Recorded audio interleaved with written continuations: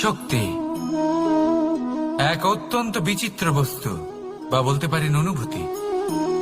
পিতা সবসময় চান যেন তিনি তার শক্তি পুত্রকে সঁপে দিতে পারেন, যাতে সে শক্তিশালী হয়, যাতে তার মঙ্গল হয়।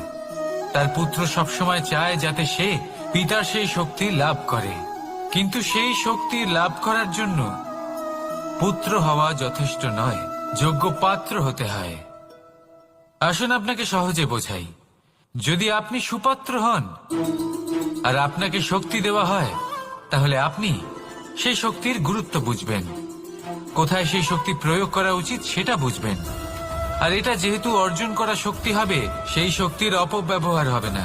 কিন্তু যদি এই আপনি কুপাত্র হন আর যদি আপনাকে এই শক্তি দেওয়া হয়, তাহলে কি হবে? দেখতে গেলে এই শক্তি আপনি দান হিসেবে পেয়েছেন, তাই না আপনি এই শক্তির গুরুত্ব বুঝবেন আর না এর প্রয়োগ আপনি জানবেন। তার অপব্যবহার হওয়া সুনিশ্চিত।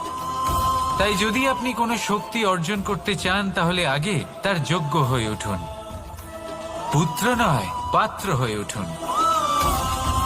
আর আমার সাথে ভালোবেসে বলুন, রাধা রাধা। মানুষ জীবনে তিনটে কাজ অবশ্যই করে থাকে, কিছু দান করে, কিছু গ্রহণ করে, আর কিছু ত্যাগ করে দেয়। এটাও ভাবতে থাকে যে এটা করলে কিভাবে করবে। দেবার জন্য পর্যাপ্ত ধন নেই, নেবার জন্য সংসারে অত স্নেহ নেই, আর ত্যাগ করার জন্য জীবনে এত সুখই নেই, তাহলে কিভাবে করবে? আসলে আমরা বস্তুগত চাহিদা অর্জনে এত ব্যস্ত হয়ে পড়ি যে আমরা বুঝতেই পারি না যে কি নেবার আছে, কি দেবার আছে, আর কি ত্যাগ করার আছে। তাহলে আজ আমি আপনাকে বলেই দিই, মনে রাখবেন এই তিনটে গুরুত্বপূর্ণ গুণ, তিনটে গুরুত্বপূর্ণ কথা। দেবার জন্য আছে দান, নেবার মতো আছে জ্ঞান, আর ত্যাগ করার মতো আছে অহংকার। যখন আপনি দান করতে শিখে যাবেন, জ্ঞান অর্জন করার শক্তি আপনা থেকেই আপনার মধ্যে চলে আসবে। আর যখন এই জ্ঞান আপনার মধ্যে প্রবেশ করবে, অহংকার আপনা থেকেই আপনার থেকে দূরে চলে যাবে।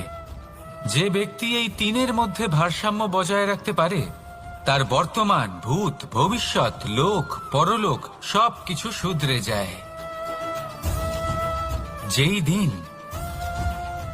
আপনি দান করতে শিখে যাবেন, জ্ঞান আহরণ করতে শিখে যাবেন, অভিমান ত্যাগ করতে শিখে যাবেন, আপনার সর্বশক্তিশালী, সর্বশক্তিমান পরমেশ্বরেরও প্রয়োজন পড়বে না।